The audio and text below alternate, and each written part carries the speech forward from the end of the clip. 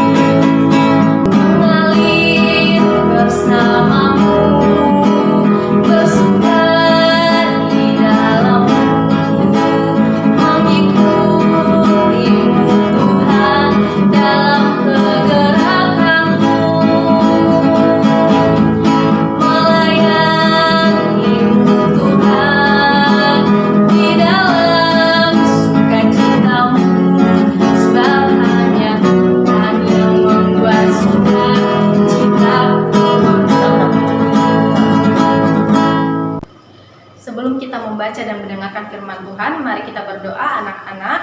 Lipat tangannya, tutup matanya, dan kita berdoa. Mari kita berdoa. Tuhan Allah Bapa kami dalam kerajaan surga, terima kasih ya Tuhan karena Engkau sudah menyertai kami dari tidur kami hingga kami bangun dengan tubuh yang sehat, tidak kurang suatu apapun. Sekarang ya Tuhan, kami akan membaca dan mendengarkan sebagian kecil dari firman-Mu. Engkau pimpin dan sertai biarlah apa yang kami baca sesuai dengan kehendak-Mu. Terima kasih Tuhan, in doa kami dalam nama Yesus Kristus, Allah Tuhan dan Juru Selamat kami yang hidup. Amin. Selamat pagi anak-anak. Nah, jadi judul devosi kita pada pagi hari ini adalah Tuhan menciptakan manusia sebagai makhluk pembelajar. Nah, manusia diciptakan berbeda dengan ciptaan lainnya. Contohnya hewan dan tumbuhan. Nah, mungkin ada anak-anak yang bertanya, Bu, tahu dari mana manusia itu berbeda dari ciptaan lainnya? Nah, sekarang kita buka Alkitab kita dari Kejadian 1 ayat 27. Kejadian 1 ayat 27, anak-anak mengikuti dari rumah, Ibu Royanti akan membacakannya.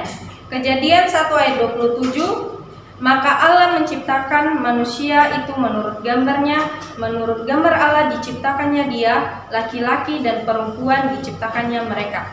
Oke, di sini Ibu Royanti sudah garis bawahi ya, menurut rupa Allah. Jadi kita diciptakan menurut gambar dan rupa Allah, itu berarti menyerupai Allah. Nah, menyerupai Allah itu bukan seperti fisiknya. Fisiknya Allah punya tangan seperti kita, tidak seperti itu. Tetapi ada beberapa sifat Allah yang kita miliki. Contohnya mengasihi, berelasi, seperti itu ya. Tapi satu hal yang perlu anak-anak tahu bahwa tidak ada seorang pun tidak ada sesuatu apapun yang menyerupai Allah yang tidak terbatas. Allah itu tidak terbatas, dia dapat melakukan segala sesuatu. Allah menciptakan segala sesuatu yang ada di dunia ini, tetapi Allah tidak diciptakan. Nah, Allah menciptakan manusia itu dengan cara tertentu, dengan cara yang istimewa, makanya kita itu segambar dan serupa dengan Allah.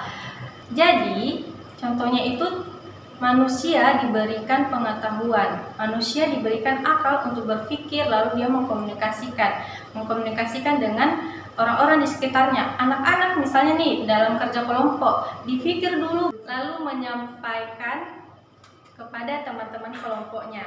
Oke, misalnya contoh nih gambar seorang bapak yang membuat mobil-mobilan. Jadi bapak ini memikirkan suatu hal yang kreatif. Ya, bagaimana supaya anak-anak tidak bosan di rumah? Dibuatnya lah mobil-mobilan supaya kamu dapat bermain dengan teman-teman kamu, biar kamu bisa bermain di rumah, agar kamu tidak bosan. Nah, sangat istimewa ya Tuhan menciptakan kita. Nah, salah satu cara yang menunjukkan bahwa kita adalah segambar dan serupa dengan Allah adalah kita diciptakan memiliki kemampuan untuk mendapatkan pengetahuan. Hewan tidak memiliki pengetahuan. Hewan melakukan segala sesuatu tidak karena saya mau makan jadi saya harus ke sini, tidak, tetapi hanya memiliki naluri.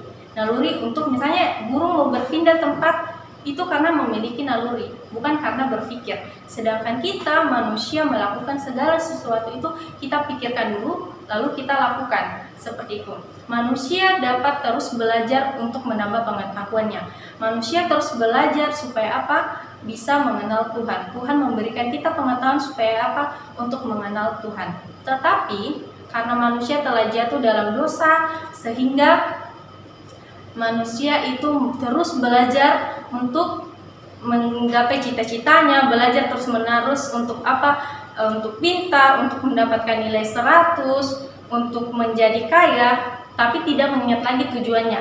Nah, mungkin ada nih anak-anak yang bertanya, lalu Bu, bagaimana cara terbaik untuk menggunakan kemampuan yang kita miliki, pengetahuan yang kita miliki? Untuk mengetahui cara kita untuk menggunakan kemampuan yang kita miliki, pengetahuan yang kita miliki, mari anak-anak kita buka Alkitab kita dari Yeremia 9 ayat 23 sampai 24. Anak-anak di rumah membuka Alkitabnya, mengikuti ya dari rumah. Ibu Royanti akan bacakan.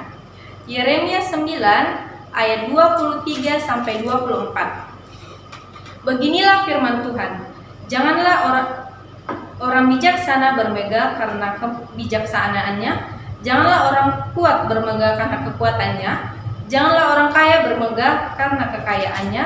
Tetapi siapa yang mau bermegah, baiklah ia bermegah karena yang berikut, bahwa ia memahami dan mengenal aku, bahwa akulah Tuhan yang menunjukkan kasih setia, keadilan dan kebesaran di bumi. Sungguh semuanya itu kusukai. Demikianlah firman Tuhan. Nah, Ibu Royanti sudah garis bawahi ya, ia memahami dan mengenal aku. Nah, cara kita menggunakan kemampuan dan pengetahuan yang kita miliki yaitu dengan memahami dan mengenal Allah. Nah, bagaimana caranya Bu Royanti saya bisa memahami dan mengenal Allah? Kamu membaca firman Tuhan, membaca Alkitab, rajin ke gereja. Ketika kamu mendengarkan devosi seperti pada pagi hari ini, jangan hanya kamu dengar, tetapi juga kamu terapkan dalam kehidupan kamu. Belajar tidak salah untuk menambah pengetahuan, untuk saya mau mencapai cita-cita saya Bu Royanti, jadi saya mau belajar yang baik. Karena saya mau menjadi dokter, tidak salah. Tetapi ingat, tujuan utama kamu yaitu untuk mengenal Allah, untuk mengenal siapa pencipta kita. Nah, seperti itu ya anak-anak. Nah, demikianlah firman Tuhan pada pagi hari ini. Semoga dapat menolong kita untuk memahami dan mengenal Allah. Oke, sekarang kita akan menutup dalam doa. Mari anak-anak lipat tangan, tutup mata, kita berdoa. Mari kita berdoa. Tuhan Allah Bapa kami dalam kerajaan surga, terima kasih Tuhan karena Kau sudah menyertai kami dari awal, pertengahan hingga berakhirnya ibadah kami pada pagi hari ini. Sekarang Tuhan kami akan melanjutkan aktivitas kami selanjutnya. Engkau pimpin dan sertai Tuhan, biarlah apa yang kami lakukan sesuai dan seluruh kehendak doa kami dalam nama Yesus Kristus, Tuhan dan Juru Selamat kami hidup. Amin. Bye.